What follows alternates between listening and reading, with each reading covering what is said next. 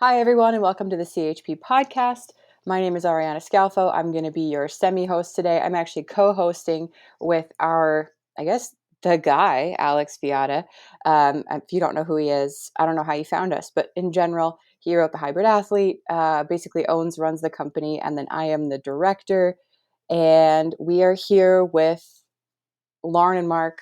They are basically the two people who run Hyrox's affiliation program and then also their academy. So whenever there is a Hyrox event in your town or nearby, please check out their academy as well if you have any interest in being better at Hyrox. It's a really, really awesome opportunity. So I'm going to actually just turn the floor over to you two if you want to additionally introduce yourselves or just talk a little bit about who you are, and we can start to talk about how this is actually full circle for us because Mark, you worked with CHP in 2015? Yeah, Yeah. 2015. So hi guys, welcome. Hi. Well, first of all, thank you so much for having us. And really, when it comes to Hyrox, all things in the US, like we're ultimately trying to get the brand to grow. So that's a big partly affiliation program, but also just telling more people and as many people out there about Hyrox as the event, and then that it's great to have something to train for with any kind of training style you prefer. Yeah, I mean, I'm excited because it was full circle for me. I found Alex, I think around 2015. I just finished like my cycling career and I didn't know what I was doing. I was like, when I was cycling, I had a goals I was going after, races I was training for. And then after a knee injury, I didn't know what I was doing. And saw a picture of Alex, and it was the one where you were like, it was the one where they were coming off the transition of a triathlon. I was like, who's this monster, right? Like, it was like the first time I saw a triathlete that was like built, right? And then I started looking into who you were. Like, man, this guy like trains like strong people to do endurance stuff and endurance people to do strong stuff. So like I still wanted to cycle, but I didn't want to lose like the strength gains I had gained when I wasn't cycling. So that's when I reached out to you. That was 2015, and I learned so much through like what you guys did, and it was amazing. Here we are. How many years later? That's 8 years. 8 years, right? Full circle. So it's like it's really cool that our worlds are colliding. Talking to the guy that coined the term Yeah, hybrid athlete. We got a sport for you now. Yeah. Yeah, I was going to say that's kind of become a term that you see everywhere at this point. So I got to ask. I mean, obviously, we were just reminiscing and trying to figure out how many years it's been and everything else. And I mean, the fact that we got interested in Hyrox because it's a perfect event for so many of the athletes we like to work with. I mean, it's really funny because even just the number of athletes I work with now who I'm introducing to Hyrox because I'm like, oh, you like running, you like all this multimodal type fitness, and you just want to like lift heavy things and push stuff around and all that. I'm like, hey, I got the event for you. So that's kind of how we headed off in that direction. But I would love to hear. So for you guys, what was your? I mean, especially Mark, because I know your history. What got you into Hyrox? Like, what was the path that you took to go from where you were to where you are in terms of athletic interest and everything else? It was actually Lauren. So Lauren, I'll let her tell her story, but we had a guy at our gym that was into like DECA Spartan stuff, and he was like, Lauren, you have to do this Hyrox thing's coming to Austin. So she did it first, and I was what she calls her water boy, because I was like, here I was like, I'm the typical, American male who like doesn't want to do something until he's good at it, right? So like I sat there on the sidelines and I was like, oh man, like I'm not good enough at running yet. I remember it was like the first week of like testing with you, and you're like one day it was like, I don't know, 45-minute runs at 140 BPM. I want to see like what and I was like, I'm on the cycling plan. Why you having me run? And so like I've hated running, and here's this event which is like half running, half strength stuff, and I was like, I'm not ready yet. So like she did it a couple times. I watched her, and I was like, I need to train for this thing. And sometimes like people are like, the more you know, the worse you are, because you're like, I know what I need to do for this thing, and like I always tell people like just jump in and do it, and then you'll figure out the plan after. Yeah, for me, I have an endurance background, so I have kind of have been an endurance athlete my whole life. In college, I was a cross country skier, ran track and cross country, and then took over a CrossFit gym. So I got into CrossFit in 2012, and then we owned a gym starting in 2017. And so having like that's kind of how I got more into strength training. So having that strength training, like some of that background as well as the endurance background, I saw Hyrox as the perfect thing for me because I feel like I was never like the best at clean and jerk or snatch or the technical gymnastic stuff. Like I use handstand walking every time as an example because like fuck that. But anyway, so when I saw Hyrox came around with all these movements that I was capable of doing and also lots of running, I was like, this is my jam. And so I was pumped about it. Mark should have been because we were actually both training for a 70.3 half Ironman at the time. And I don't know why he didn't do it. Probably because he was too busy doing that. Yeah, I mean that's another story. So like we went through down like a dark spot with alcoholism. And during COVID, Lauren was like drunk. She's like, let's sign up for something like help us kind of get sober. She signed us up for 70.3. She's done triathlons in the past. She's done like sprint. She was on a team. Like here I grew up in Florida, but like I can't swim. I can swim, but I can't swim, right? So I'm like, all right, let's try to figure this thing out. We went out to a lake because all the pools were closed, and I was petrified. Like I was like on the shoreline so I could touch ground, and like I'm like I'm just gonna try this thing, and like I swam, and like come up like fighting for breath, and I was like, how long was that? And I was like 40 seconds, and I was like, it's like clutching his buoy. oh god, I was like, I gotta swim 1.2 miles, like. And dropped him. But it's also in Texas. That's where he lived at the time, and the water temp was like 52 degrees, which is super cool. Because this was like in March, so it was like just after like the winter months. But so being cold, if you jump in the water, it takes your breath away, and then you panic. Yeah.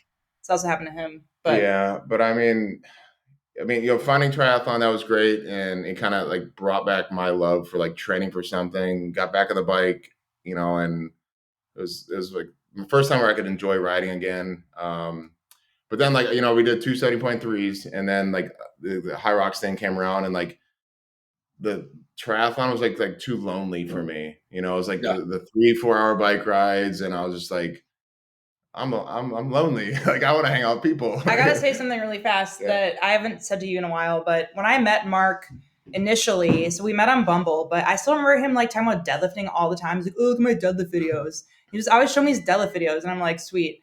And so he was so far away from the endurance athlete person that he is now. Yeah. And he was just to me like purely a lifter, not a CrossFitter, just deadlifted.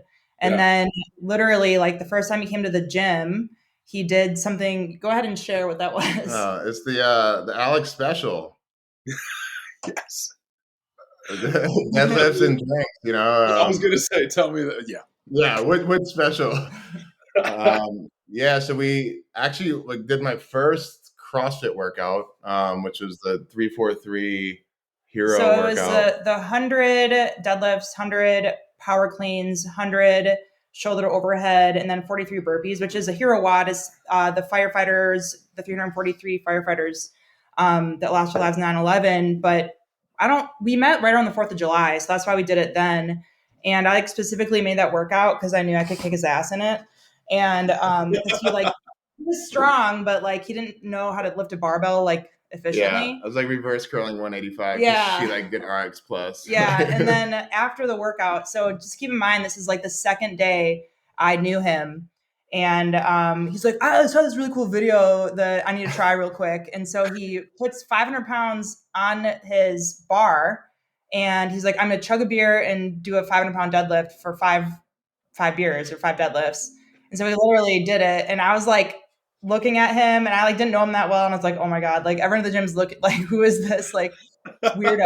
But so he'd deadlift and chug a beer, and he's like, yeah, this guy Alex did it. Like, what else do you want to say about that? No, I mean, it was just like, the fun times that you can have training, like, just looking back at those times, it was fun. Like, and then for us, like, what we went through, like, kind of took that away. So, like, to be back fully in it and feeling everything and, experiencing it all is like a whole new life for us. So, like, our passion to like relay that onto others and like it's like, it's true now. Like, it's true. The feeling that we are saying to people is like 100% true.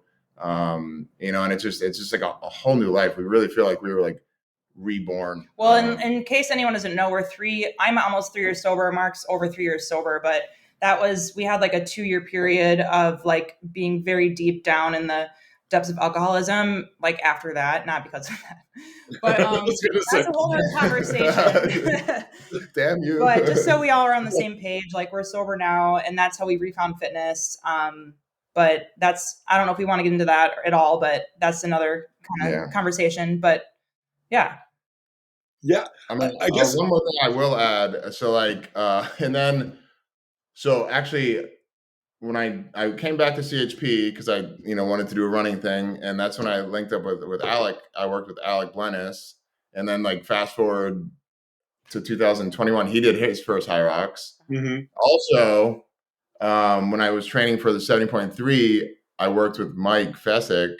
And then I told him after, like, when I started doing the Hyrox thing, I was like, dude, like, I've been doing this training for this Hyrox thing. Like, you got to look it up. Like, you'll love it. Because I know he was like burnt out on the triathlon thing, and, his brother's pro this, and, and he started training for it. Now he's like on board. He took the first Canadian affiliate, and him and his wife are training for it. So it's like, it's one big old happy family back together. I know.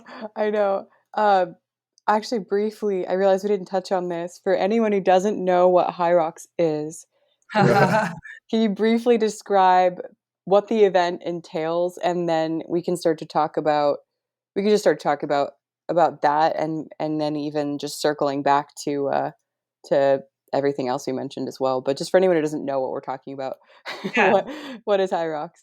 Sorry to jump the gun on that. We got excited.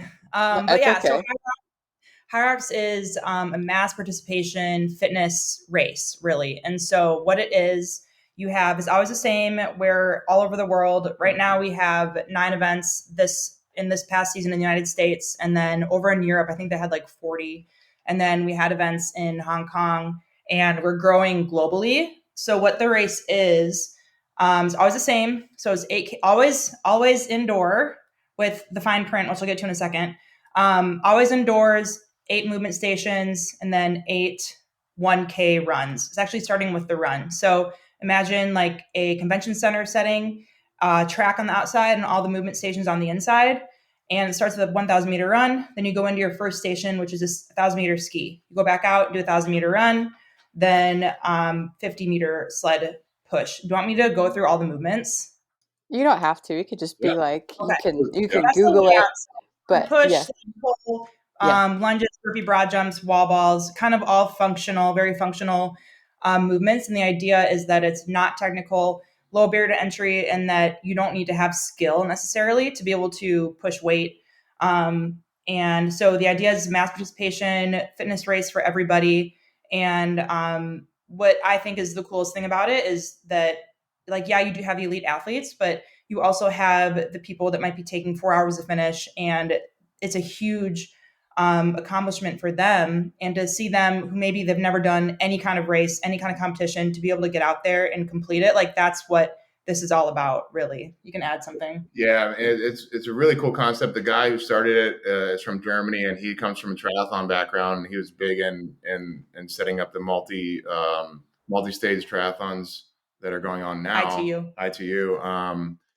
So he kind of had this vision of having this sport for people that are like in globo gyms that are doing this stuff already. They're running on the treadmills, they're doing the lunges, but they don't have a test to test themselves with.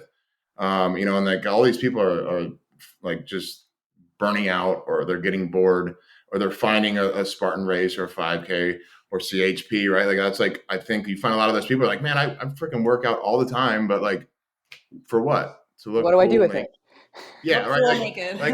It's silly. Like people always ask, "Oh, what are you training for?" And people are like, "Life." It's like, no, you're not. Come on. So like now there's this thing, right? Like, so like I train for this, right? And it just makes training and all the things you do make sense. So that was the vision. And have people to come in and be able to like see it and be like, I can push a sled, I can do lunges, I can pull a sled, and it's all basic stuff. And just work hard to get better at it, and it's become an amazing event. Yeah, and I kind of want to explore both sides of it from like both levels of proficiency. So first, if somebody is like absolutely brand new to this and says, well, I can't run very fast, am I going to be able to do this kind of stuff? Like, first of all, there's different divisions, right? So there are different weights and everything else. If somebody's worried they won't be able to do the sled push or anything else, there's a way to scale it down. You guys have doubles. You can do mixed doubles. And I would say the questioning, like, I might get, especially like, let's say I work with people from more strength background who are just starting to run. And, they're just getting into this and they go, well, am I even going to be able to do this? Like, what's the cutoff like on it? How easy, how accessible would you say this is to somebody who's like, hey, I am probably going to be shuffling those 1Ks. Is that good enough? Yeah, like it is good enough. And I think that's another place where you kind of need to check your ego. But to kind of go back on what you were saying, we do have the relay option as well. So if you have someone who really like, it's one thing if you hate running or like, but you're able-bodied, or another thing if you like are very beginning in your kind of training journey, or like if you're on a weight loss, have goals of that, and you really like, it's not safe for you to go 8K of running, like you can do a relay and you can pick your movement stations. So that's another option too. So we always tell people, it's 2K of running, and if you have to walk, like this more than acceptable. There's no cutoff times. And I think like one of the best things about it is that it's throughout the whole day. So I know in Anaheim coming up next weekend, really? Is it next weekend? 2 weeks, whatever. We're going from 8 a.m. till like 6 p.m. And so all day there'll be people out in the course. You have no idea who started when. No one's going to be the last one out there. I think for a lot of people, they have this fear of like being last, or like everyone knowing they're not doing well. So there's none of that there. If anything, like the people that you see that you can tell like this is a big accomplishment for them, those are people that are really getting like, everyone's like really proud to see people out there that have the courage to just get out there and do it.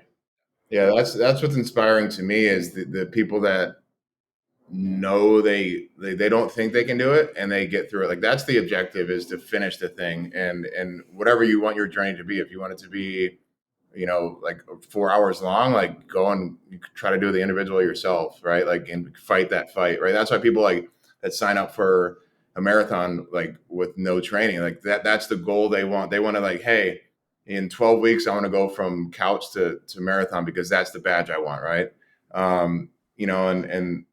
And that's what they choose. Or other people like want to start with the relays and then go to doubles and go to individual, or they're like, hey, I like this thing that I do with my friend every time it comes into town and it keeps me accountable, and they do the doubles.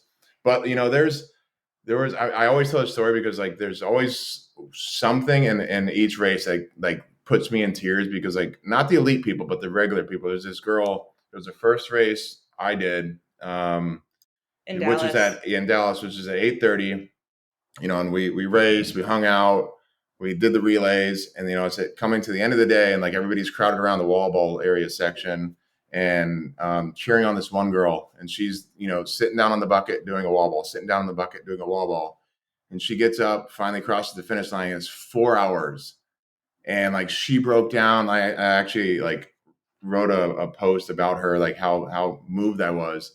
She comes back the next one, gets a 45-minute PR. Like, just like those things are just like, for her to come back, and not care what anybody thought and do the thing, conquer her goal, and like there could be some dude that thinks he's like hot shit who like does an hour and a half, which is like national average, and be like, oh, this is stupid, Is that person you? No. Well, because I was going to say my next example was someone like Mark, who is a fit person, is more than capable of finishing. Yeah. I think a lot of people like are held back from doing an event because they're like, oh, I need to train for it, I need to be ready, because they're too concerned about being on the podium, or they're too concerned about being ready. But in reality, like just getting that first one under your belt and having that be your standard, I think is really important, as opposed to people being afraid to like just do it like Mark was. Yeah, because it seems like one of those things as well, like something like Hyrox, it's like easy to learn but difficult to master. It's like you're always going to be able to do better and learn something. So there's no point going out the first time thinking I'm going to smash this, I'm going to get on the podium and I'm going to, it's like, I don't know if you know, like everybody who's ever like signed up for an ultra is like, all right, I'm going to get out there and I'm going to shake the ultra world. And it's like, no, you're not. Like, Driving, really. Yeah. so for something like this, it's also like, hey, you know what? Like it takes practice. It takes strategy. So you guys teach the academy as well, right? Yep. Honestly, can you tell me a little bit more about that? Like, I'm curious, what do you guys do? Like what kind of stuff do you go over there, and what kind of people usually attend? Yeah. It's a 1-day course, and really the ultimate goal is developing other coaches to coach and train people that are looking to do Hyrox. So just the general kind of layout of what we discuss. The first hour, we really just break down the movements. So we have 8 movement stations. We talk about strategy on that. We obviously talk about movement standards, penalties, that kind of stuff. And that's really open discussion as well with everybody. But after that first hour, then we do a ski and row clinic because everybody needs some ski and row technique work. And then, which I really love talking about, is kind of our programming, our training methodology, or the way I write our affiliate programming. So as part of the affiliate, if you're an affiliate, you get programming that you can choose to use or use it to like inspire your own training or whatever. So we talk about like our method of developing that. So we talk about programming, and then we talk about implementing the workouts into a class setting. We talk about how you can improve your business and really build your business if you're going to become an affiliate. And besides that, just more about how to prep yourself for an event. Let's say you have a Hyrox event 12 weeks out. We talk about 12-week periodization. And then we break up into groups. We have them all design their own workouts. It's very much a discussion-based seminar where we really get to I always want to leave there confident that those people that attended can lead a class or train a client or get someone mentally and physically prepared for Hyrox. And we really do talk about the mental aspect as well, because I think that's huge. I mean, that's half of a lot of, physical sports. So is there anything else? Yeah, I mean, I think it's interesting because like it is a sport. So and it's a new sport, and there's multiple different ways to train for it. And, like defining a methodology, I don't think is like technically like the best thing, because like, who knows if that's going to be the best thing in 2 years or whatnot, but we want to hear from other coaches and what they bring to the table, just making sure they know they're like leaving on like a good foot, and then like taking it to their knowledge pool, and then, and working with their clients that way. The last thing we want is like spitting images of this. Oh, I went and did this, and this is the program I do. Because, then you're not an individual. I want people to, and it's really cool to see other coaches, and like, because what we'll do is we'll take one workout, which is like a crazy workout, and how we modify it for 4 types of clients with different injuries, different, levels of activity, things like that. So hearing them and what they envision is amazing, because you always can learn from somebody. Even like somebody like a new coach will say something, I'm like, wow, like that's amazing, because it's like everybody looks at things differently. And then we always finish with like the mental aspect, because it is huge, because this is like, it's not quite like a marathon. Like, it's not like you do one of these and you have to recover for 6 months, and it's you don't have to train as much for it, but it's a daunting task for a lot of people. So like the mental aspect is a lot.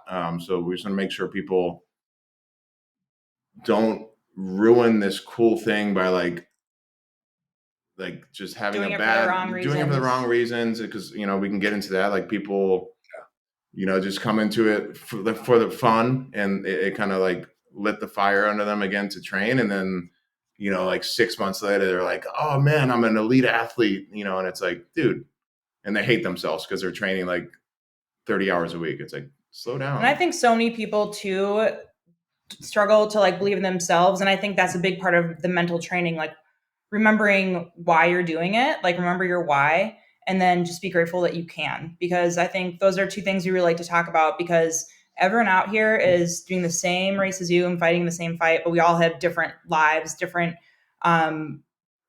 stories, So I think it's really important to like remember that side of things as well, besides like the physical side. Yeah, because I think one thing that you touched on as well, and I don't know if this brings a couple things together here, but you mentioned kind of, triathlon being kind of inherently lonely, and how there seems to be there's a lot, there's a lot of energy in Hyrox, and there also seems to be a lot, in a lot of ways, a lot more community, or a lot of community in a lot of ways. And there's a social aspect to it, and there's also a fun aspect to it. And I think that's one thing that I kind of get continuously drawn back to, is even when you watch a lot of the, elites in their training, they look like they're having fun.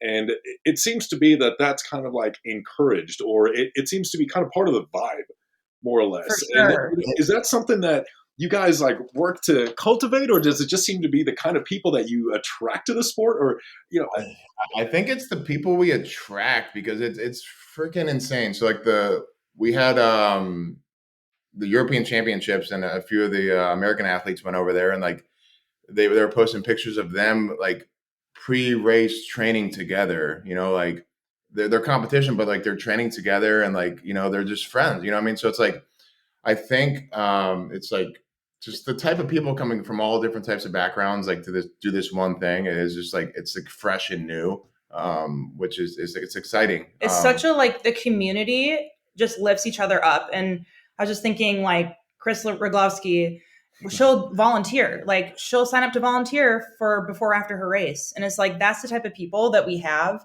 And I also love thinking about how Michaela Norman and Megan Jacoby, they partnered up to do women's doubles in Stockholm. And it's so cool to see, like, two of the top three women in the world right now being partners and doing it together. And I think that is really what's cool. You don't have any of that, like, none of the negative sides of competition that I've seen. It's just been such a tight-knit group of women. And I don't know about men, but that's how I feel about our ladies who are crushing it. So. Yeah, no, it's like guy that comes to mind is Dylan Scott, who's like one of the like top Americans. Like, this dude will finish his race. So he finished the North American Championship. He got second. And then the rabbit that was filming for the women was getting tired. So he grabbed the GoPro and he started running around after. And then he'll stay there and like cheer on like the just the regular person. Like, he's just so passionate about this thing, and just like helping people. Yeah. The community, like, it's hard to explain until you come and see it. Like, all day, all different types of people, every 10 minutes from 8 a.m. to 6 p.m., on different levels, different parts of their journey, just finishing this thing. So it's pretty wild. Yeah. So I think the other thing that I kind of wanted to ask you guys, and pick your brains a little bit more about as well, was actually your journey through sobriety, and what role something like Hyrox played in it. And did you jump back into it? Was it, almost kind of what came first? Or was it all part of the process? Was the community and the training part of the process, or how did it fit in? I'm curious about that. Right after Mark and I met, like, we both kind of were heavy drinkers recreationally, but it's like we're so much alike that we just enabled each other to continuously, like, go down and get worse and worse, drinking more every day until like the first 2 years of our relationship, we were always drinking. But I would say the second year of those 2 years is when it started becoming, like, scary, because had accepted that's who I was. And I was 30 pounds heavier. Mark was like 50 pounds heavier. I was still kind of working out, but it was as bad as, like, waking up at 4 a.m., drinking a beer, and then continuously drinking beers all day until I go to bed at night. So just to give people an idea of how we were relied on alcohol just to get us through the day every day. And when COVID happened, I think for a lot of people, I actually drank throughout COVID because I knew I knew I wanted to stop. And there's many times we tried, but then, like, it'd always be like, we'd both try to quit at the same time. And then one of us would be like, and then we'd be like, okay. And then finally, like, during COVID, Mark, just out of the blue, just stopped. And I'll let you kind of share more about that. But by that point, we were so bad that I assumed I was just going to die young. Like, I was like, I'm going to die this way. I'm disgusting. I hated myself. I was basically living a lie when I was a gym owner at the time, and we were living this secret life. And so once, like, I was finally ready, I actually signed up for that 70.3. And there was still that person in me was still there. And actually, Alex, I was looking at your Instagram and I saw your post about, like, yourself at your rock bottom is the strongest person, because you really like that person was still there and they still pulled you out of that rock bottom. And it's so true. And I do look back on that and think about, I still had that person was there, and that's what got me to sign up for that 70.3. And then that's kind of what initiated me getting sober. And once I did get sober, I know now, like, I know myself well enough that I could never drink again, because 1 is never enough, 3 is never enough. It's always 12 to 18 to 20, and we're beer drinkers. So that was what we did. And I think that having that addictive personality, like, kind of ties into like our sports and like our athletic, like we kind of replaced that alcohol with competing, and like we need competing, we need training, and we need all that to feel normal and to be the best versions of ourselves. And I think, which for better or for worse, whether it's healthy or unhealthy to like be doing all that competing and training and whatever, is it's better than what we were at before. So I'll let you kind of say your part, but yeah, I mean, I don't even know how, like, why I woke up that day and stopped. It was just like, I think I just ran my course, and like, I remember I was training a client. It was after COVID, so I was training her at her house during COVID. And like, I was an older lady, and I would always go over there and we'd hang out. And like, I just literally just like, I'm not drinking anymore. She was an alcoholic, and we would talk. I'd have these talks for years with clients about how I drink, but never really tell them the truth. So anyways, I went through like my kind of awakening, whatever, and just stopped. And like Lauren and I tried stopping together, and it never worked. So like once I stopped first, I was like kind of in competition with her. I'm like, I'm ahead of her. I got to keep this going, right? So like it turned into that, and that like kind of just what is allowed me to keep going. And then like doing the training for the triathlon, and like really just pushing myself. Like I just went through like these crazy emotions. Like I remember, I would always run the same loop. And one day I just like broke down. Like I was like, I'm running, and I'm like, I've knocked 2 minutes off my time, and like I'm clean, sober. And it was like the most like moving thing. And I was like, I don't ever want to lose this. And then I found Hyrox, and sorry. Got it. I mean, like, it's super emotional for us, because like we're giving a second chance at life, and I think that going through that, I always tell people, like, it feels like I overcame a terminal illness.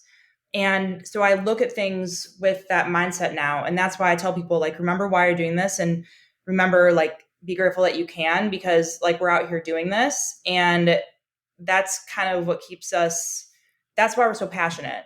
Yeah, I think like just being able to like, I've done Hyrox, and like being able to share my story and helping others has been the best. And one other thing I think I wanted to ask from that too is, you mentioned a little bit about kind of addictive personality, and how it's hard to do anything kind of halfway. I mean, especially like if that's that's part of why I think we sometimes get ourselves into these lifestyle choices that aren't good for us. How do you manage to sort of keep a healthy aspect, have this healthy perspective on training and competing and everything else? And making sure that it's still something that serves you and is good for you and is kind of positive. Like, I would figure now, even just looking back on, where you've been and what you guys have been through and what you've pulled yourself out of, you probably have a much better sense now in your head of, okay, is this good for me? Is this not good for me? And everything else. So is that something that you still like think about when it comes to like training and competing as well? Yeah, I think, it goes through, you go through waves, and like just being able to realize like the emotion, right? Like being present um, is cool, right? Like, I mean, like I'll go through like, sometimes I have some sessions where I'm like, I need to do this for me, right? And it's like, it's not part of like training or what, I just need it, right? That's just like, I get on the echo bike for an hour and just ride until I'm, fine. But like, being able to be present and feel everything and go through that is like, that's the process like that. And I always remind myself of why I'm doing this and where I've come from. And never to lose sight of that, right? So like if we start losing the fun aspect, I've gone the wrong path, and I got to come back a little bit. And like, and because like this sport, this thing is, I don't, if this isn't here, like what else is there? Like, I mean, like, it's that important to me. Like right now, like it's so much fun. It's this cool thing where like I am able to impact other people's lives. Like it keeps me straight. It's just like, it's that important that I don't want to mess it up. So like it keeps me in check in that, and that standpoint. And as addicts too, like maybe we do have an unhealthy relationship with training and working out, but because we realize if we get messed up in our training or our schedules or our competing, like it really puts us down into like a pretty low level. I don't know if Mark wants to share it's hard, like if you're not yourself. And that's when I see like the potentially like negative side, because I don't think it's necessarily healthy either. But I'm like, this is how it is. Like as the type of people we are, if we're going to lose, we have to have that in our lives. Like we need our fix. What I would say is that it allows me also to see when other people are starting to go down that path, with like kind of like an unhealthy relationship with the training. People are like trying to train like a pro when they like literally like 2 months into it. Cause like everybody's putting their training out there, and everybody wants to be like Dylan and Megan, who are putting mega hours, and that is not your reason for doing this, right? Like anybody can just do that and get better for a race, but then what happens next? And like, where are you? Like, and you don't want anybody to lose that. So like, that's why we're so open with sharing our story, because like we've been there, and like, I want people to see that I'm vulnerable, and like, and I don't look at myself like a leader or anything like that. I'm just a normal person. I think like we're relatable. Like, so I want people to be open with themselves and share their struggles, and like we're all in this together. I think that's what's the coolest thing. Everybody comes from a different walk of life to do this one race, and like you can be a strength athlete. We've had paraplegics like do this thing. Guy with no legs did it. Like it just draws people in to do this, because it's just like a welcoming community. And like if we can be spokespeople for that, like it's amazing. You guys, the cats. I love it. I've only seen a couple of them. I love it. We had a call with the Hyrox team like just an hour ago, and we had to go on mute because there's cats upstairs making noise, and I had to send Mark up there with the broom to quiet them down. Yeah, so this is like, that's like one thing. So during our drunken stupor, we acquired quite a few cats. And it's like, she's crazy cat lady. I was actually allergic when I met her. And like I kicked my. I guess there's science to show based on our own experiment that if you surround yourself with enough cats, your body can kind of overcome that allergy. But anyways, we can't get rid of them, and it's always a reminder of how drunken stupid we were. I've got my Amazon to show me that. So, okay, like something totally different. What is your least favorite of the 8 stations? Burpee broad jumps. Thank you. Is that? Let me think about that. The burpee broad jumps, just like, as a bigger guy, getting down, like, so typically it's 80 meters of burpee broad jumps. Typically, you'll do about 40 burpees and 40 broad jumps. And it's just, it'll just skyrocket. Like, it's like, as a bigger guy, like you can get away with like the sled to the run to the sled, like, that you can recover from that. But like the high heart rate to the high heart rate to the high heart rate is killer on that station. Yeah. And then to put in like the mobility aspect of, if you don't have it in the hips, like you blow up your back, like bringing your feet up after each burpee. So I'm going to answer that question from a different point of view. Burpee broad jumps are my weakest station, but I wouldn't say it's my least favorite, honestly. I think the ski is probably my least favorite station because you're still like nervous and try not to like, you know how much you have ahead of you. And I think that is like, the ski would be one of my strengths because I was a skier, but like, I don't love that station because it's right before the sled push. The ski is funny because like you get people going out there, like, it's like, it'd be like someone like that never did a marathon coming out and try to run like Kipchoge's pace. That's what they do. I'm like, dude, It's a trap. Like, do not go hard. Okay. Like they're going like they ski like a 2-minute 500 in training, and then they're doing like a 140. Yeah. And I'm like, what are you doing? But I love all the stations because like you're just checking boxes every one, you know. So it's not like the burpee broad jumps are my weakest one, but I don't hate it. Like Yeah. I'm like, let's do it, you know. Yeah, I will say, like, when we talked to the people that came up with the race, like, it is the most like beautiful setup to like how you fall apart during that race. Like, it's like perfect. So like, people talk about changing it to different ways, but like it is like such a good crescendo of like events, and like the way it ends is just like, it's amazing. Because I love lunges, love the wall balls, because I always tell myself like, remember this and remember you love this, because I think it's easy that's a lot of people's like where they struggle a lot, but we all look back on these races with like positive feelings in general, at least you should.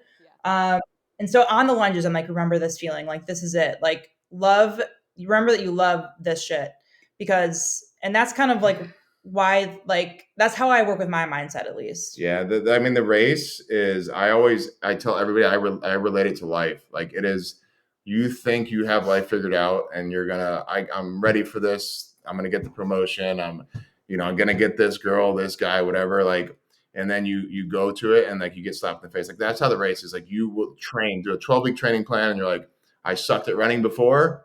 I'm gonna crush it. And then like you get out there, and like you got a cramp first lap. You know what I mean? But like you get through it, and you're just like, so like, I don't know. It's like I just have like a positive. I try to keep positive on everything, and I try to tell people to do the same thing. Like, just you think like what the sled's gonna feel like, it is gonna kick your ass. Like, just treat that like it's its own race. Like, don't think about the wall balls when you're on the sled, right? Yeah. Well, because I was going to ask you the other side as well. Like, is there any one station usually when you nail it? And this can be both, like, you said both from a physical standpoint and from a kind of like mental standpoint. Like you said, I'm nervous during the first, where once you get through it, you're like, okay, if I did that well, I am great. Like, I nailed it. Okay, I got this thing. Like, I will say burpee broad jumps again, because it's like that halfway point, and it's like, because you get to that and you're like, you do 40, and it's usually like out and back. So you go down, and then you turn around, and you got your hands on your knees. Sometimes you look up, you're like, shoot, I got another like 40 meters of this thing.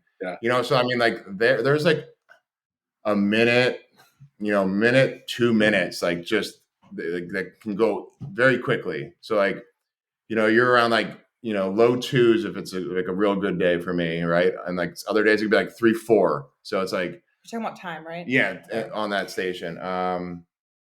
Yeah, but once you get there, you're like, okay, I got this. Like, it's it's just downhill. Kind of. I think that ahead of time, like the day before, I'm like, once I get to the row, I'm good. That's the fifth station. But a lot of times on the row, I'm like, this sucks. It's also where it hurts a lot too in that row, but you're also over the hill. So I mean, and it's like, I will say, like, what's fun is coming in with a different game plan every time. So it's not always the same thing. It's like, hey, like, I'm not a good runner, so I'm going to work on my running this time. Or like, I'm going to crush the stations, right? Because like there's a girl, Miriam, who's a very strong CrossFitter, like not a great runner, runs around like 7-minute paces, and the girls typically are running like low 6s, and she makes up like 3-4 minutes on the lunges and wall balls because she just like pistons down. Like, I've never seen anybody go so like, she's sub 3 minutes on the wall balls unbroken. Like, that's nuts. It's wild. Yeah. I think that's what I love so much about it too, though, is a lot of times, and as these sports evolve, especially like kind of multimodal, you always end up with certain archetypes, like certain, and you especially see it, like, for example, in CrossFit, where as the programming changed year to year, different physiques and athlete types started, kind of dominating. But what seems to be so cool about Hyrox is there doesn't seem to be a real dominant type. Like, I remember earlier this year, I was looking at a lot of the top performances and how a lot of the top athletes did it for ones, and all this analysis on their stations and everything else. And the biggest analysis is there is no analysis. Like, sometimes this performance is great and this one is abominable.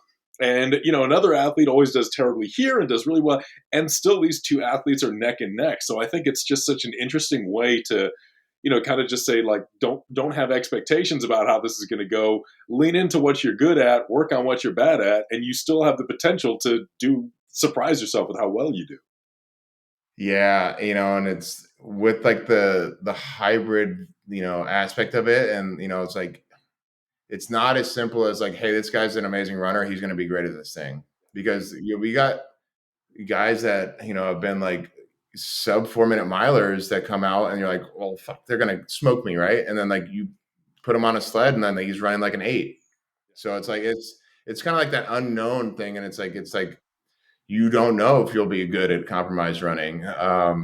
And it's really cool, and I think that's what kind of draws people into it, because yes, it's an endurance sport, but it doesn't mean you need to look like an endurance, what people think of an endurance runner, right? And I think like that's what's like so amazing about like the CHP. That's like why I was drawn to it, because you got these like specimens that if you train correctly, like you can look the way you want to look. You don't have to sacrifice these things, and I think that's important, because like at some small stage, people want to look good, even though it is a performance sport. But I think that's also important. I don't want this, because this is a sport and it is performance based, and if people do race with their shirts off, I do not want people like being unhealthy because they are on display with their shirt off. And I kind of see some people like going down that route, but like, like I always try to tell them, like, performance is your goal. Like if you're performing well, I'm talking elite people here, but like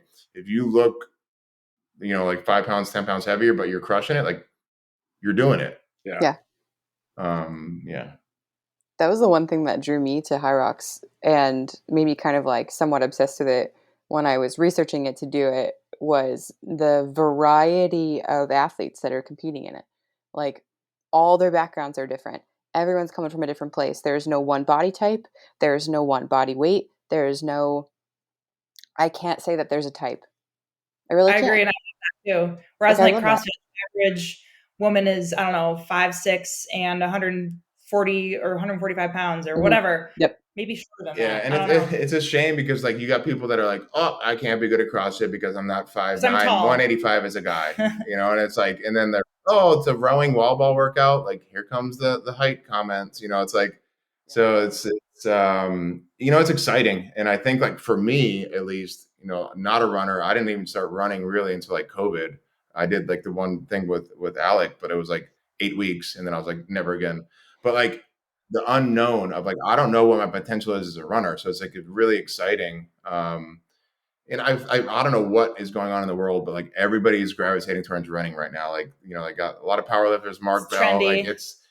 it's cool because it's just such a simplistic thing. And it's, yeah, I mean, it's kind of cool, but I think people should not be afraid to do something they're not good at, because you don't know, right? You don't know if you'll be good at it, and that's like just it's like a light bulb moment. You're like, you say you're not good at this thing, but you've never done it. Exactly. I mean, Mark is like the perfect testament to that, because like he was always not a runner or a bigger guy, and like he's definitely faster than me now. And I was a runner in college. People would look at me and think I'm a runner. I'm not like wasn't elite, but I still remember like how much you bitched about doing CrossFit workouts with like running in them.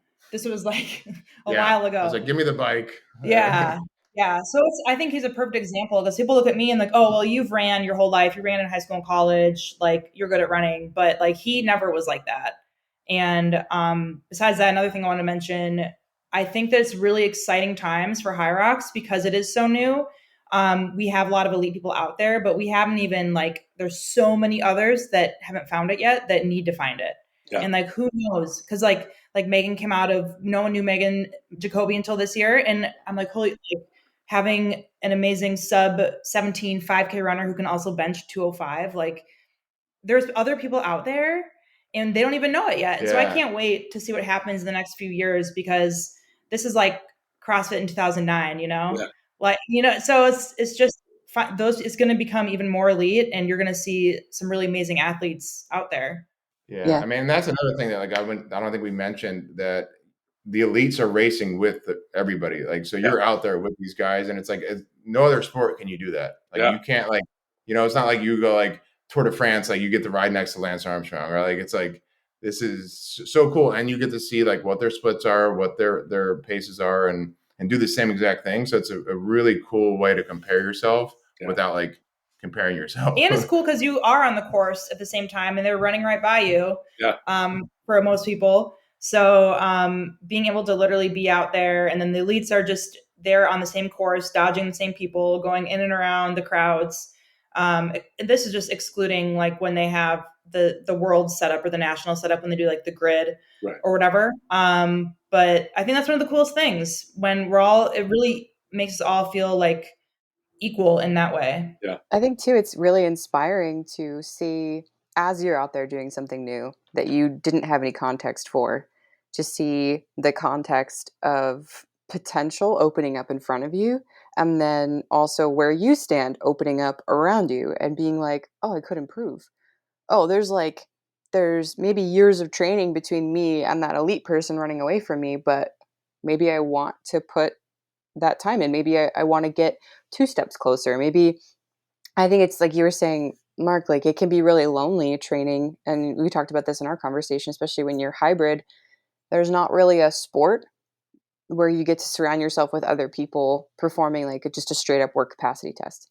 It doesn't exist before Hyrox. So like it's really hard to know where you stand and where you fit in this picture of fitness. And I think it can get really lonely, and you can start to just compare yourself to yourself, and or compare yourself to athletes that aren't doing what you're doing, or they're just runners or just lifters, and to actually just be surrounded by 300, 400s. Now it's like up to almost 2,000 athletes doing the same exact standardized test alongside you, and they're all suffering just as much as you are in it and having just as much fun. And that, I feel like that ability to contextualize your own fitness and the opportunity is so important for people who maybe don't know what their why is yet, or don't have one yet because they're like, I don't know if I can do this. Sometimes you need that moment of stepping out onto that open field and figuring out where you fit in it, and that you do have a place in it. Like I think that can be its own why sometimes. Like I don't know, that's what I loved about it. Like I was not the fastest person. I jumped into pro. I'm an idiot. Like, but it was also like I was just cruising. I was just running and like looking around and being like, "Oh my gosh, there's so many different bodies and like different people out here with me, and everyone looks like, yeah, no one looks like they're having an easy time, but everyone looks like they're having a great time." Like Yeah. yeah, and it's like suddenly like, "Oh, okay, I'm having a hard time because I'm working hard and everyone else is working hard and they're having a hard time too. Okay.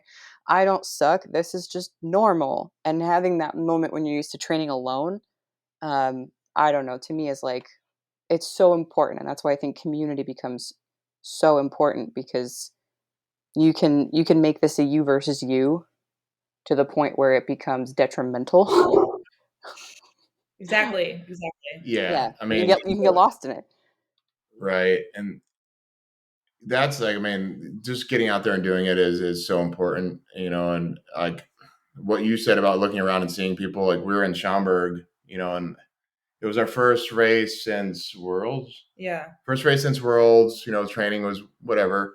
And wasn't it was a race. It wasn't fantastic. Wasn't this and that. Like, kind of got like bent out of shape and like kind of whatever. It just wasn't. It was whatever. You're like, But do you then, suck now? yeah, I was like, oh man, whatever. But then I look over and there's the guy with like walkers, like paraplegic, and like I literally started crying. I was like, like what am I feeling sorry about me? Like this guy is an inspiration, like this guy's doing it, walking, smiling, and that's what it's about. Like so like whenever like you get lost, like look around and and stay present. And that's like what is so important and so powerful about this thing, like don't ever take yourself too serious and just stay present and look around you and remember why you're doing it, because then like I think about like when I sat out two because I thought I was going to come in and crush the first one. Like I missed 2 opportunities, which could have like taught me more valuable lessons, in the beginning. But that's what I tell everybody. Don't wait until you're ready. You'll never be ready. Just go and do it. Go through that experience and you'll learn from it, and like you'll have things to work on, and things you think you may think you suck at running, and you're like, you know what, like my running was the best part of that race. You know, a lot of people suck at running after the sled push anyway. So yeah. Something. So- Oh, sorry. What were you gonna say, Alex? No, I was actually going to ask a completely different question. So. Okay, let me ask mine and see if we're on the same page. Maybe not, but something we talked about, Lauren, Mark, in our last conversation was the potential for, because you can race so many times a year, the potential for sort of race burnout. And now that we're talking about like the importance of having fun, do you guys have a strategy for choosing which race like is your A race, or which race is your I'm learning today, or I'm just running today? Do you have a strategy for racing as many times as you do, and also mentally arriving in a way that's not going to burn you out or make you burnt out on Hyrox by the end of it? Now, I don't know if that was near what you were going for, but I definitely need to have that strategy because I don't have one right now. I think like, especially because like Mark and I moved after, so we totally changed our lifestyle and we moved to start working full time for Hyrox over the summer. We just raced when we could, when we were able to. And that's when what he was saying about Schaumburg, the Chicago event, that we're like, oh my gosh, we suck now. Like, even though we didn't suck, we ran like 1 minute slower than we did at Worlds. But no, I don't have a strategy. I think it's smart to. And I think that I can think of some clients of mine that literally sign up for every single race and they're hard on themselves every single time. When I think it's important to like pick your two, and this is what I'm telling myself this for next season. Like I'm going to pick one in the spring, one in the fall that I'll do individual and try to really have A races, and the other ones do doubles, and make it fun and don't be hard on yourself. And that would be my suggestion. Do I do it? No. I race at every opportunity I can, but I also choose to not be hard on myself, and I choose to take each one as either a learning experience or a great training day. Go ahead and say whatever you have. Yeah, don't use us as an example, because we're kind of at the mercy of whatever happens on race day. So it could be like we can race on this day, and then something hits the fan, and we have to we can't race. So it's hard. We're saying working for the company because we have to put that event before us. So if we get to race, we're lucky.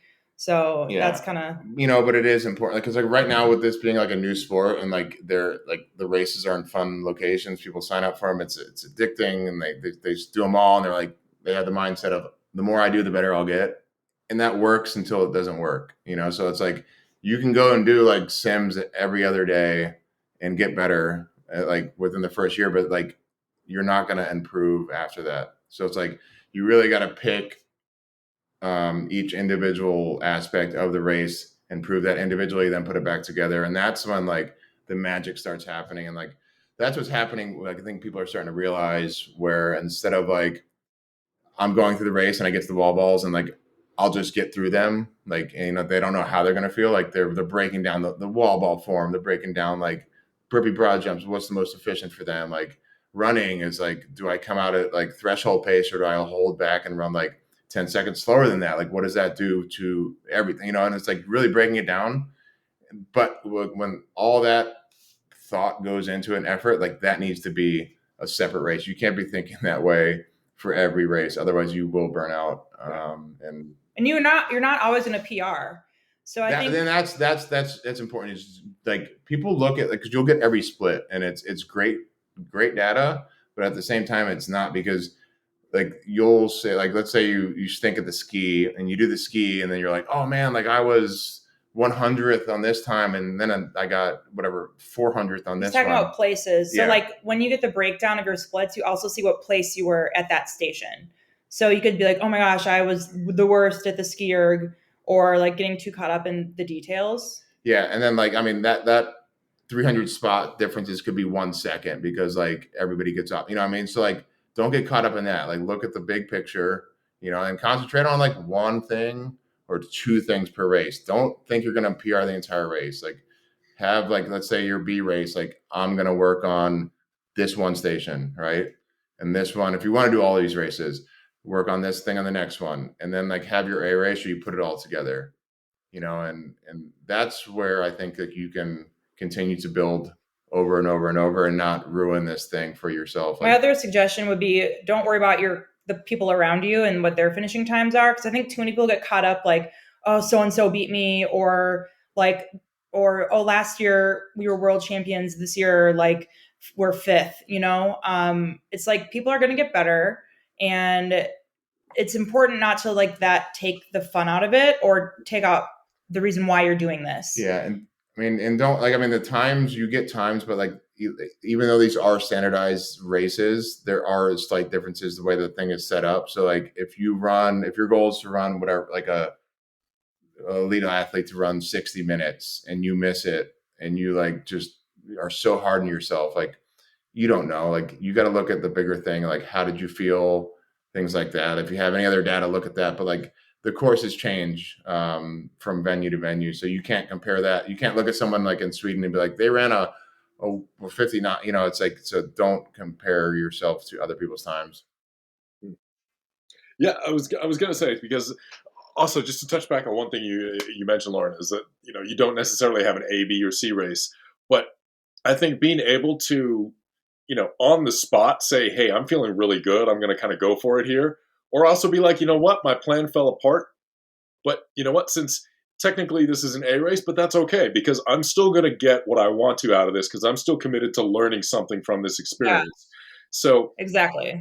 I'm going to finish strong, but hey, because I think that's difficult as well. And, maybe this might echo your experience and might not, but if something falls apart on the second station and you're the kind of person where you're thinking, oh my God, this was my race, this was my A race, it all falls apart.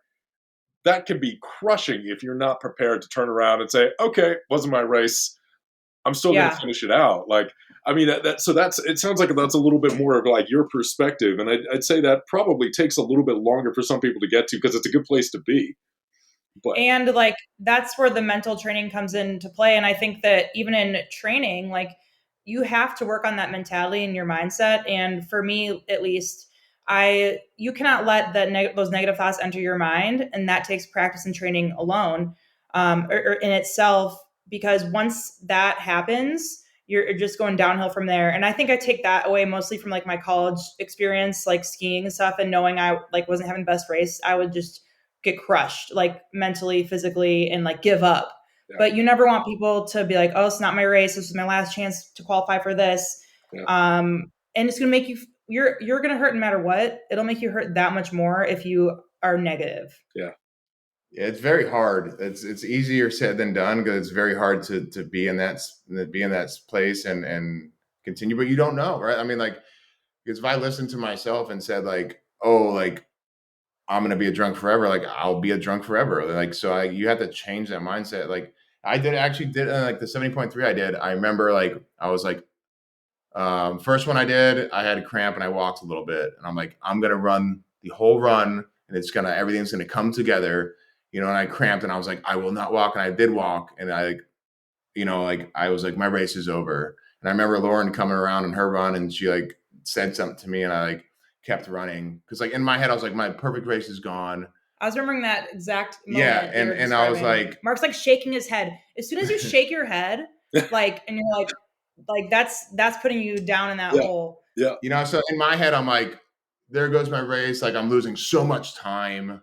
Like I'm in my head, I'm like, minutes are coming off. Right. And I finish and I was like, I did like a 5:06 and I was like, shitty day, blah, blah, blah. And like, I was talking to someone after and he's like, what's your name?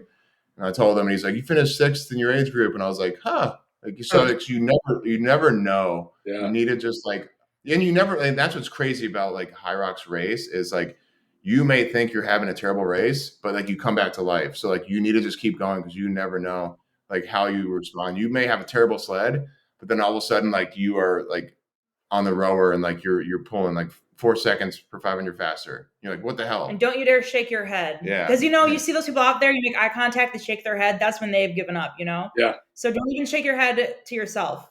Yeah. That always used to be something. I mean, I remember even when I ran track back in high school, the whole thing was like, try to smile. And, of course, that seems absolutely insane when you're like in the middle of a, 1,500 meter and you're sitting there like trying to smile and you look insane. But it helps. Like it really stops you from getting in that whole like negative mindset. And it just, like you said, how important that is to just say, okay, like yeah, things haven't gone great, but they could be worse. I'm going to make the best of this. I'm going to convert, and like you said, just being able to stick with it. So I think that's a huge part of mental, because I've seen people do this even in training, like even just people lifting. Their first lift, they miss a max or whatever else, and then it's like, are you just going to throw away the rest of your session? Like, no, why would you do that? Yeah. It's like you stumble, so you throw yourself off a cliff. That's not how life works. Like, don't do that. Right. One flat Yeah, tire, slash the other four. Like, exactly. Yeah, You and know, everybody does it. Everybody does that. So like, I think it's just like taking reps and then realizing like things there are going to be okay. And I think like the more I think about like what we've gone through, it keeps my mindset a lot stronger, because I'm like, I've been through like shit. Like we literally like didn't have water, so we were like shitting and pissing outside so we can like, but we bought our beer, right? So like I remember that, and I'm like, if I got through that, I can get through anything. So that's like kind of like my mantra is like, remember rock bottom. And it's like everybody can have their own. It has to be important to you, and like whenever time gets tough, like just repeat your mantra. And it's crazy how powerful that can be. Like just repeat it, and like you'll get through that tough spot. so what's next for Hyrox, and what's next for you guys? Like, what do you see like the next year or two looking like? What are you going to be doing? Besides definitely encouraging them to get the Singapore one going, because I got a client out there who really wants to do it. So anyway, sorry. Well, Singapore, Yeah. there's rumors. I think like what I want to see is, I want in the United States, I really want to grow. And I don't know how to answer your question like with specifics, I guess, because I just care about the people out there that never thought they could do a race or never compete in anything. So in the next year, like I want to see this. I want the brand recognition to be big enough so people know about it and so people do it and they feel empowered. Like for us personally, I think that we always want to focus on our training, but remembering just to be grateful that we can. I don't know. I don't have a specific answer, I guess. Like I really want the company to um I want it to grow. I want to grow the affiliate program, and I want people to see it the way we see it. And that's pretty vague, but that's where I'm at. What about you? I want everybody to be able to experience this thing and be able to train like an athlete, I guess, at whatever facility or wherever they have training available to them. So I want this people in Lifetimes, people in, Gold's Gym. Like I want the people that like have never felt like an athlete before to be able to come and do this thing and be like, oh my God, this is amazing. Or the people that were athletes and they have the mindset, I will never be an athlete again. I was a has been, and like they beat themselves up mentally, and it's they go through, they're in depression because they are living in past life, to come back and like be themselves, right, and find that, and it's such an exciting thing, because there's people too that have never experienced it. They just went to school for whatever, or they graduated, had kids, and doing the 9 to 5 thing, and they've never experienced what we know feels so amazing, to push yourself. So like getting those people to do it, like that's what's important. And the more it grows, I think like we'll get there. But just I want everybody to, once they do hear about it, try it. Just come out and do it, and go through the journey that this thing will give you. One of my favorite things Mark said was that it really makes you feel like an athlete. Like no matter who you are, where you're at physically, like you get out there on that course, like you feel like an athlete. And that's a lot to be said for the majority of people out there. I mean, that's my favorite thing about it. Yeah, that's one of my favorite things in training people for it or encouraging people to do it. The first thing they'll say is like, well, I'm not an athlete. I can't do that. And I'm like, you literally train 4 days a week. What are you? Yeah. Like, what are you if not like, oh, you go for a walk every single morning, or you do your weightlifting or your weight training, or you go to F45 every single day. Like, you are. Like, yeah, you I, are. I want the word, like the phrase, I'm too old, Hmm. to be deleted from this world. Like I'm so like, oh, I could do that, but my knees. Like, oh, what, you used to like squat 500 pounds with the football team in high school and bench 400 as well. It's like I want people to like believe in themselves and come do this thing, you know. And it's like you're not like you're in that much pain because you literally are shutting out your emotion. Like you're just like a shell. You're just come and like open yourself up, come hang out with cool people and do this thing. You'll realize like you can do whatever you want. I've just seen the little paw. And they're all different colors coming through too. That's the best part. But I love that too. Like you could do whatever you want. I think that's really just kind of the crux of it. Like, yeah, like we are our own worst critics. You know, it's like we tell ourselves, I am this, I am that, I can't do this, I can't do that. Like I'm a drunk. And I was a drunk until I said, you know what? Like I got a fucking problem. You know, like I need to fix this. Like when I lie, I would just lie to myself, like, I don't have a problem. I can control this. It's like, no, I can't. You know what I mean? Like, so once you can admit to, like you will like live the life you want to live, you know, and like I mean, how cool is this that we reconnected through this I know. Me just like, hey. Yeah. You know, like and I see a lot of things that like you guys can do, like with Hyrox, man. Like having like your online thing come together as a group, do it together. Like, you know, like you were saying, you never met Alec until the Battle Bunker, and like I know I didn't meet him until Chicago, and like I see this guy that kind of looks like Alec coming down the stairs, and I was like, Alec. He's like, who's that? Like, you know, it's like. It really makes the world smaller, and and that's really cool to see for sure. Yeah, I love it. I love it. For you guys, if anyone wants to find you personally on Instagram, what are your Instagram handles? And I'll put them in the description. And then if they want to find Hyrox or information about Hyrox, where can they go for that? Cool. So my Instagram is my name. So Lauren.Rantala. So LAUREN.RANTALA. So that's my personal one. Definitely follow Hyrox America. That's our main US account. Some people get confused. It's not Hyrox USA or whatever the other one is. And then Hyrox World is the worldwide account. What's your handle, Mark? My name, Marc Van Howe, MarcVanHowe. And that's, yeah. And if you do some crazy workouts, tag us in them. We'll do them. Oh, yeah. We love, like, that's what's fun is like, we'll share workouts. People do them. One that I love sharing with people is this insane, crazy one I did on Thanksgiving. 10 rounds of 100 calorie echo bike, 100 sandbag lunges. And yes, you heard that right. 10 rounds.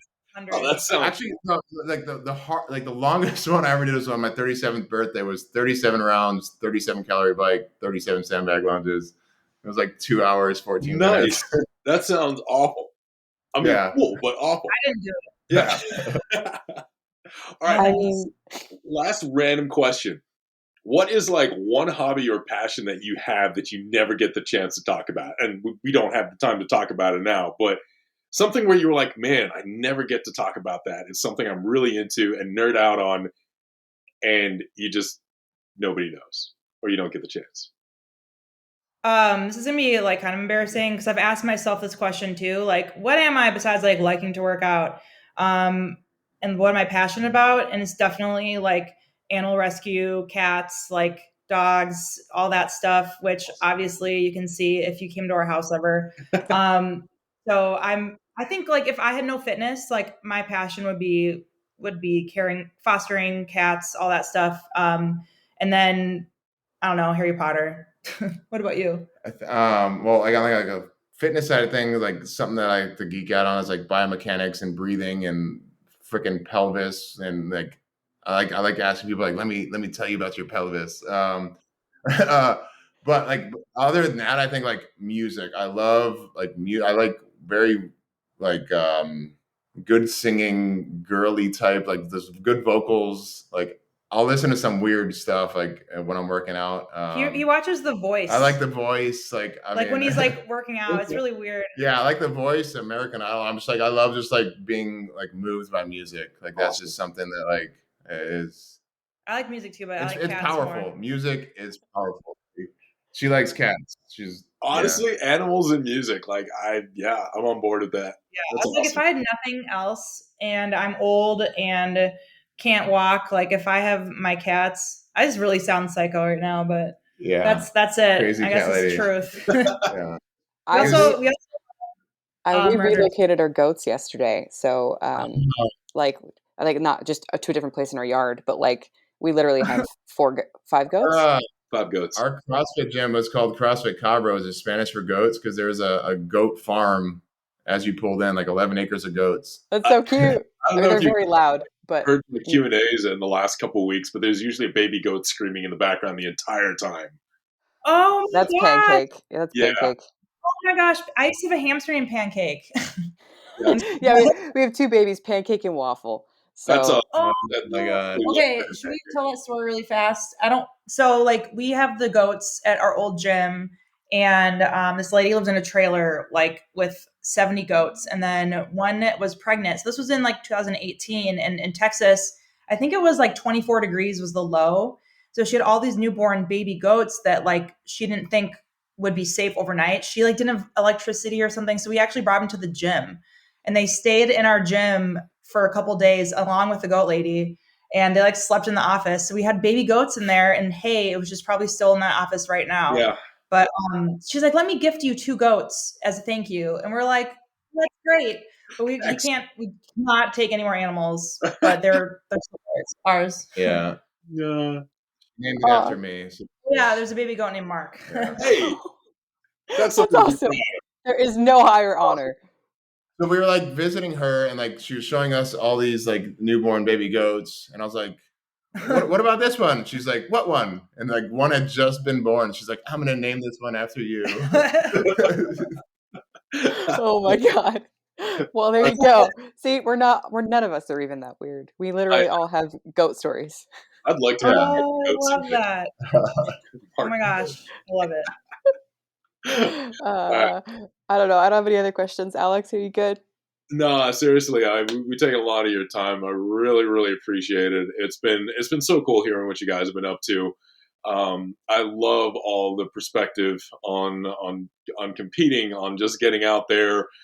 Especially love the fact that you guys have just emphasized over and over again, like the whole like just do it, just enjoy it. Doesn't matter where you're at, you can get something out of it. And I think that's something that is so important for so many people to hear and hear over and over and over again. So Yeah. and I love that it's coming from you guys who are, obviously part of the heart of the company. And it makes me feel even better about, encouraging, at this point, probably half my clients to go sign up for one and just go do one. So again, real pleasure. Yeah. Thank you guys so amazing. much. Yeah. I was thinking we should do, for anyone who listens to this podcast before Anaheim, do a 20% discount code for them. What do you guys think? Oh, yeah. Should we put it, I can think of a code right now. Yeah. And make it, Just reach out to us. We'll put give it in a the code. show notes or something. Yeah, I can do that. Yeah, Yeah. get that out. I would love that. I mean- Then I could just be like, now you have no excuses.